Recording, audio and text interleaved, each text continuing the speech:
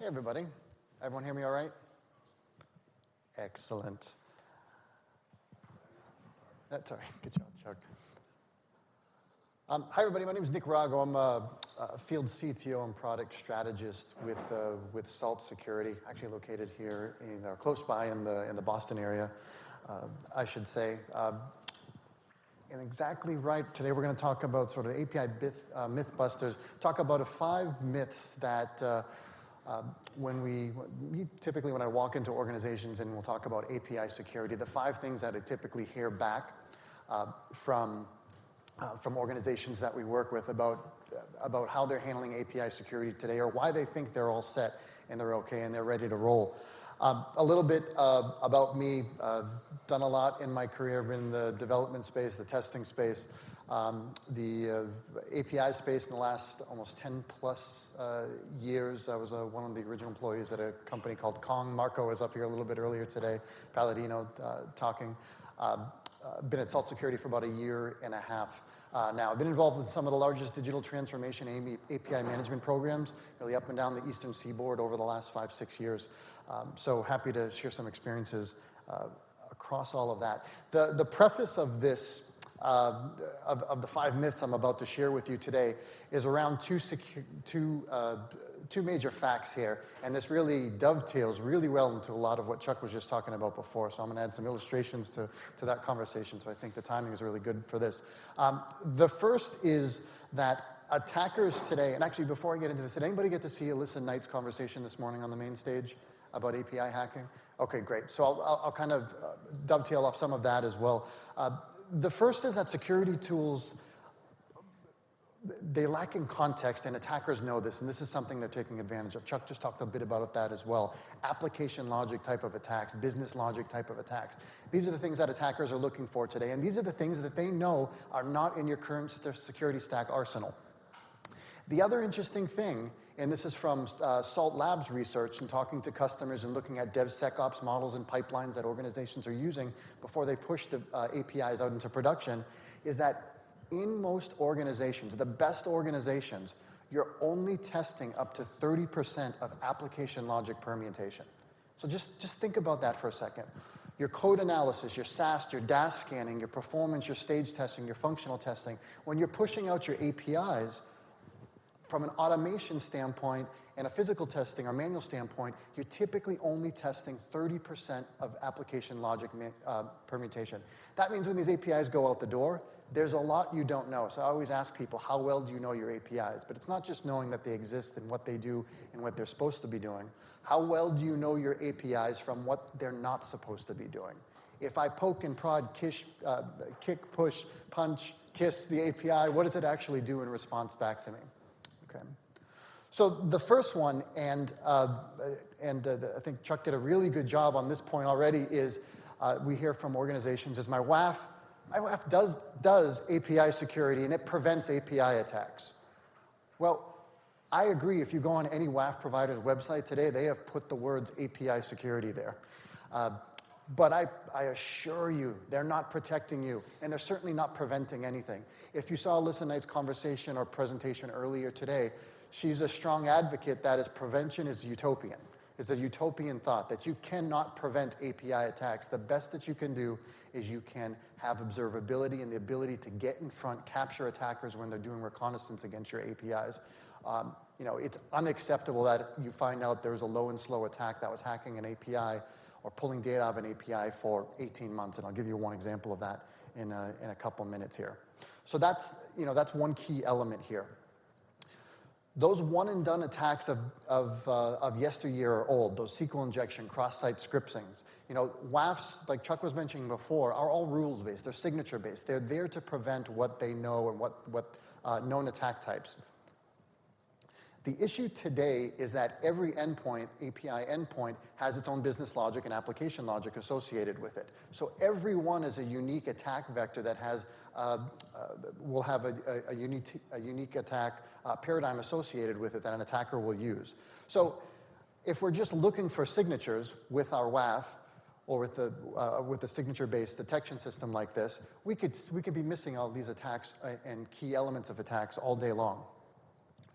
In order to get in front of this and detect when an attacker is doing reconnaissance against your APIs. Again, because they have to learn the logic and the business logic of the APIs before they can really put together a coordinated attack.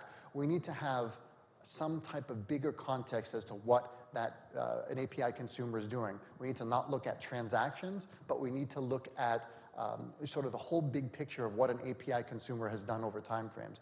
And the time frames aren't just a second and a minute anymore. The time frames that we've seen in attacks in the real world are hours, they're weeks, they're months. They're attackers poking and prodding, staying low and slow. I know what your rate limit is in your API gateway.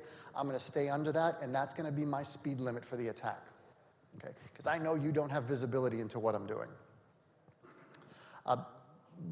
You know, I don't have to go through a lot of this, but Gartner and OWASP, there's been organization after organization that's come out and said, listen, the current security stack is not enough. Gartner, at the end of last year, opened API security as a new security category in and of itself, because architecturally and behaviorally, it's doing something that nothing else in the security stack is doing today.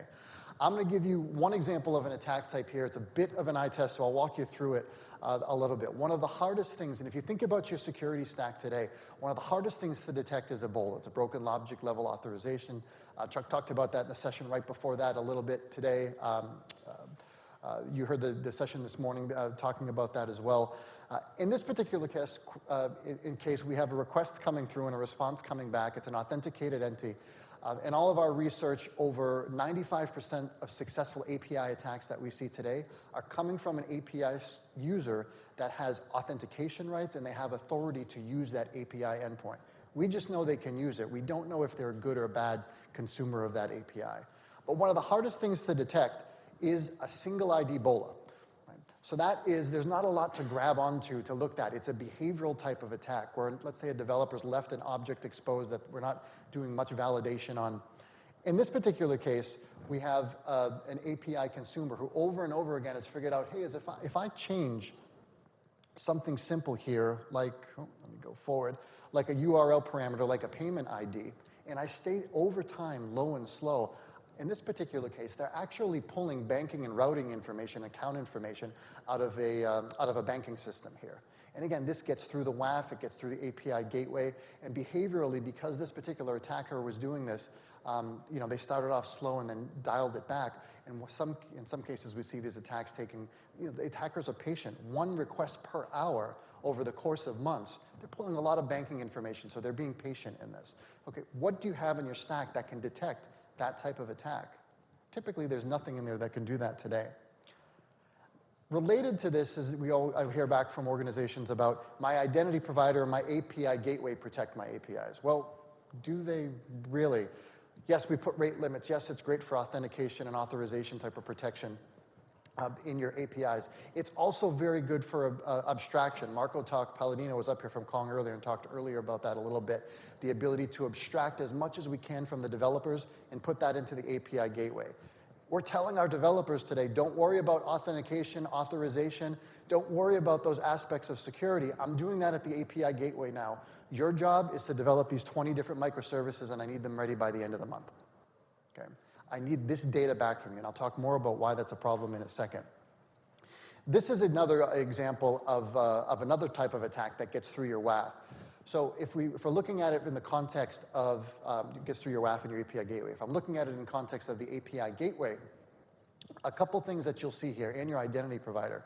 First, from a request response standpoint, schematically, if I'm doing like a schema validation with an OAS or a Swagger doc, schematically, this request and response is perfectly fine. There's absolutely nothing wrong with this. So there's no flag that's going to be raised there. This is going to be allowed to get through your gateway all day long. From an identity standpoint, see this JOT token that's up there and have it decoded out for you here. This is a user that has authority to actually use this particular endpoint. So from an identity perspective, this isn't a consumer that can use the endpoint. So again, nothing wrong there. And then from a WAF standpoint, no SQL injection, no malformed data, no weird data types, no cross-site scripting attempts, no script or code execution attempts there, nothing that a WAF is going to raise. But if you take a little look at this a little bit closer, what the attacker in this particular example figured out is that once I'm authenticated in, if I'm looking at my claim, my user ID claim inside the JOT token here, once I'm authenticated in, and I can see there's a cookie that's used in tandem with this particular endpoint.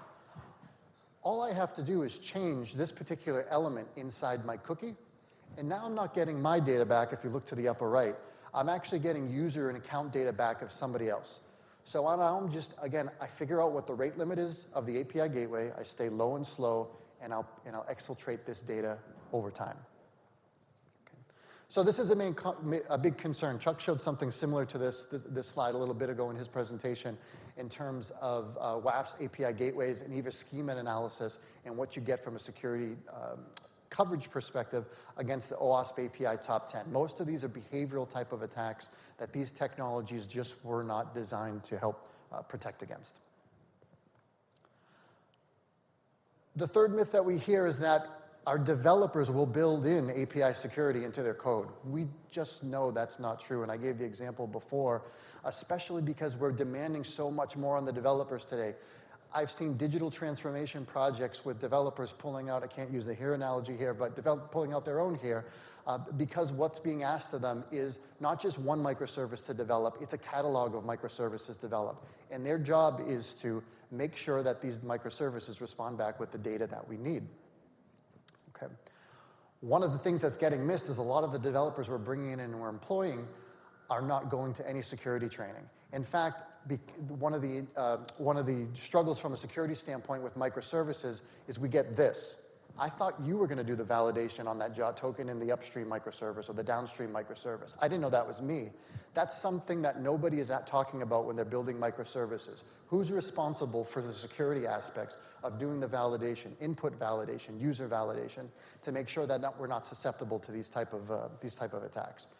Because in this particular case where you have an endpoint that may have 20 microservices and pretty complex systems behind the scenes behind that endpoint, the weakest endpoint a lot of time, the weakest microservice wins, right? If there's something that's exposing something in a way they shouldn't be, that doesn't have security in mind when they develop the logic or code, that could rear its head into the final response of that particular endpoint. We've had real-world breaches associated with that. I'll just talk about a couple of them because I think they're so intriguing, the ones that we've actually seen happen. Facebook was a fascinating one. This was an 18-month breach at Facebook.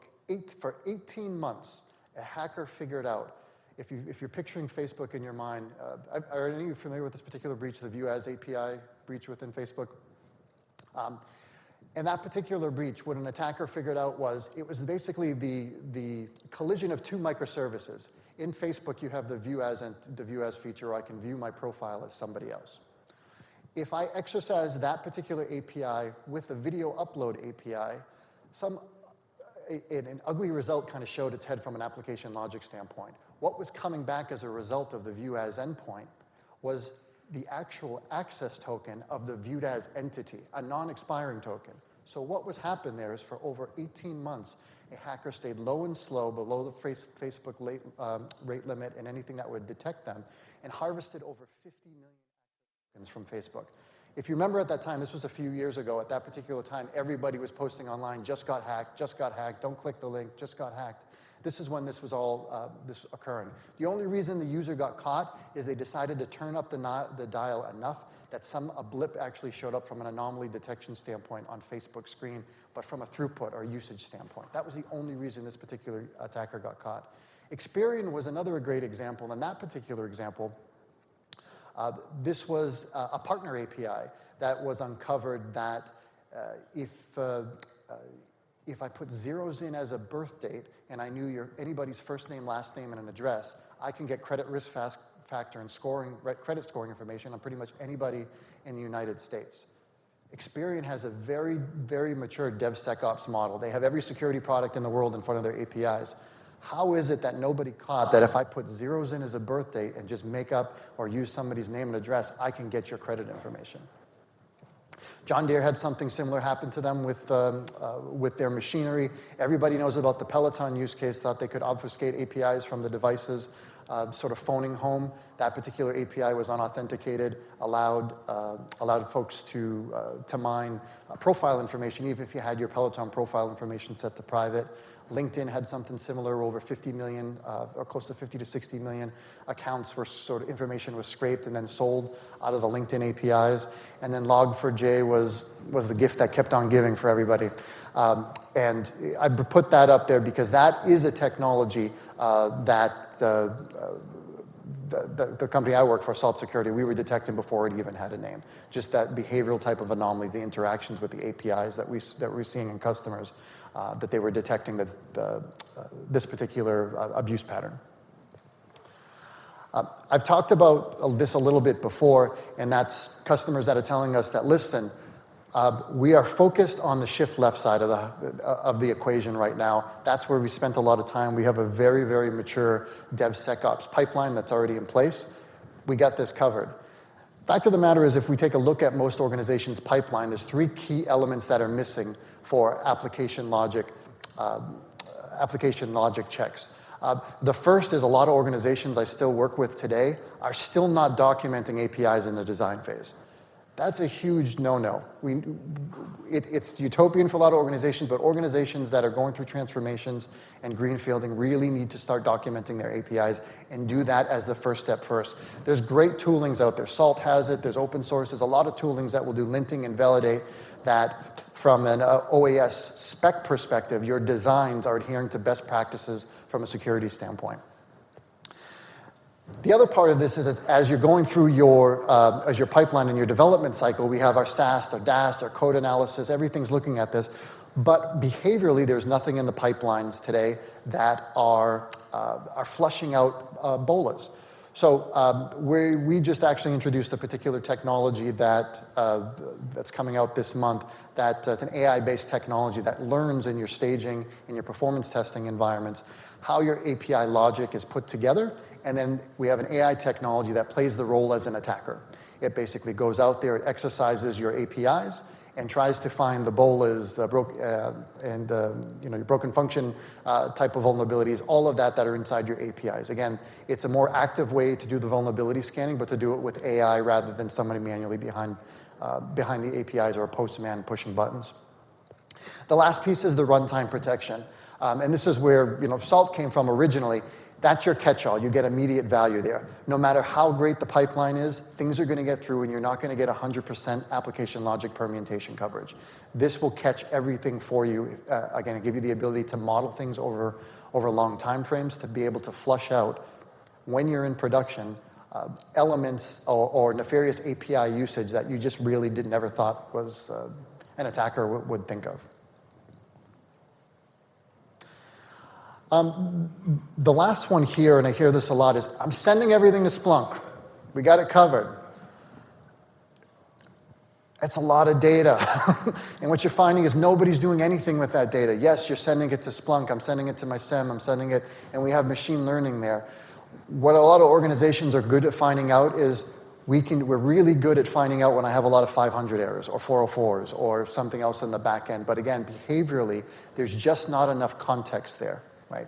Just looking at access logs doesn't give us much. We need to know everything that's in a request and a response payload in order to have some type of good behavioral model that we can put together.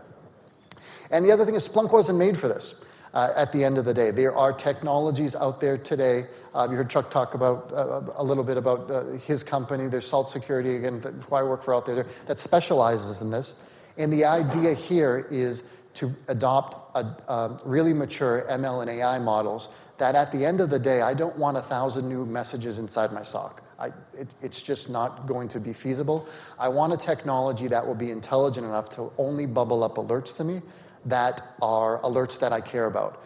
In our analysis, over 99.9% of anomalous behavior is anomalous behavior I do not want to see in a dashboard. Right? Everything has context associated with it. And I always tell people, if there's somebody who is knocking at my front door, may not be a big deal in that particular point in time while they're knocking at the front door. However, if I'm looking back on my video surveillance around my house, my Ring doorbell, on my Ring videos, and I'm actually seeing that person knocking at my front door, last week was trying to open my window, a week before that was running around the house for no apparent reason, and then in the week before that was sitting on top of my roof. That knock at the front door means something different to me now. So again, the context of what the actual user is doing over time is important. And this is what feeds the AI engine so that it will be intelligent enough to let you know when it's a particular action that is of importance to you. I mentioned before I worked a couple of times as I worked for Salt Security. This will be my commercial segment of the presentation here, and then I'll take some questions for you. We're known as the leader in this space. We've been out in the market for, product's been out in the market for over 3 years, company almost 5 years in the space. It's a patented technology that's out there. 3 major functional areas we're giving to organizations today. We partner with all the major API gateway technologies. Today, the first is from a discovery platform. We help organizations get visibility to all of the APIs that are out there. What you'll find when you actually do this type of discovery analysis is that there's a large array of endpoints that you don't even know that are out there that actually exist. The third thing from a discovery perspective is also going to be not just that the APIs are there, how are they used, how are they structured, what type of data is there. One of the other big elements that we're missing out is we don't understand when an endpoint is existing out there, what's the data behind it? I may have 2 different endpoints that are exposed out to the internet that I didn't know about, but if one of them has sensitive data and what doesn't, what's the one that should take priority? What's the one I should be focused on? So again, visibility from a data classification standpoint is important there. How is it structured? How is it from a security posture standpoint, is adhering to best practices? The runtime protection, I talked about this already, the ability to understand how your APIs are supposed to be used, and then report back with very mature AI and accuracy about nefarious usage. Again, think of the Alyssa Knight conversation earlier today. I want to capture them. Prevention's utopian. She doesn't believe in prevention. I want to capture them when they're poking and prodding and they're doing reconnaissance on the APIs. I want that early warning system. And then the last piece is having the technology to give you some posture information and doing this throughout the whole software development life cycle. From the moment something is designed, giving feedback from a security posture standpoint, to the moment it's actually deployed in production, and then funneling all that back through your SDLC. I'm downstairs. If anybody's interested, you can actually swing by. There's API Security for Dummies book. Don't let the title offend you. I learned a lot from it as well. That we're actually giving away downstairs. It's electronic copies that you can come get. This is a big QR code that will send you to me. So if you're interested in hooking up and connecting on LinkedIn, I'd love to hear from you. We got about a couple minutes, I think, for questions. I hope this was informative for you folks. But if you have questions, happy to field them. Questions? Who's got the first question? Here. Yeah, so I'm not an expert on AI, on ML whatsoever. And so my view on this kind of attacks, which, it's passing all the checks from the API gateway and the token is fine. I'm always thinking, and it's a conversation we're having in Microsoft as well, what can we do at the design phase? And so one of the ideas that I had is, and unfortunately we don't have a language to do that, but what if I can give a platform like yours, hey, those are the endpoints of my API, and those are the use cases which I think are valid, and the platform could take a look at traffic from users, and when you're diverging more than I want, that is a trigger that something is not going okay. I was wondering if it's something you people are working on at all at the moment, yes. And maybe in the future we could have a specification to specify on this API, this is what you should be doing. And you can do something else, that's fine. But if you're going outside of those boundaries, then something is not okay. This is one of the conversations we're having. We don't really have a good answer. I was interested in knowing your thoughts on that. Yeah, you nailed it. A lot of the product does a lot of this already today. That's why this testing and this vulnerability scanning technology we're kind of learning while you're in pre-production. There's some holes in the OAS specification, and we've been talking about that as well, wouldn't it be great if on the design, when you design an API, when you blueprint it, you have some of that already in there. This particular element always matches this element. Things that from a governance perspective that you can check to make sure, if I poke and prod, does that governance model break, right? Today, in the specifications, we just give a response back, right? This is what a response should look like, but there's no context to that. Right, what if I change this parameter? Is that context supposed to be the same? Is the user ID supposed to be the same? Is it supposed to change?